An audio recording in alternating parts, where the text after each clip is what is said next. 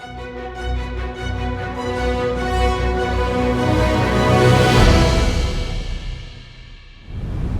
and welcome to the morning bulletin. This is Amina and you're watching HW News English.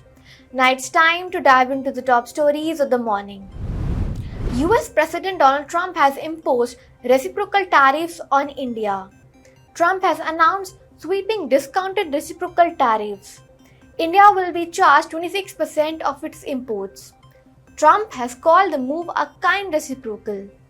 The US will now charge countries around half of the levies they put on Washington. The reciprocal tariff will go into effect on April 9 at 12:01 am. After a debate of 12 hours in the Lok Sabha, the Waqf Amendment Bill 2025 was passed in the House.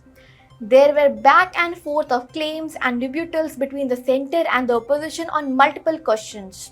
The debate lasted past midnight. The bill was passed with 288 votes in favour and 232 against. Now the bill will go to the upper house for debate. A firefighter aircraft of the Air Force crashed in Gujarat's Jamnagar. In this, one of the pilots was injured. Luckily, no locals were injured. However, according to a PTI report, another pilot is missing. The cause of the aircraft crash is yet to be ascertained.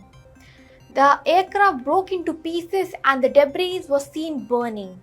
The police and firefighters rushed to the spot. The search for the missing pilot is on. A major accident was averted as the plane crashed in an open field. The incident came nearly a month after another fighter jet crashed near Haryana's Panchkula due to a system malfunction. White House has slammed a Politico report. The report had claimed that President Trump told his cabinet that Elon Musk would soon step back from his role as Doge administrator. The White House dismissed the report as garbage.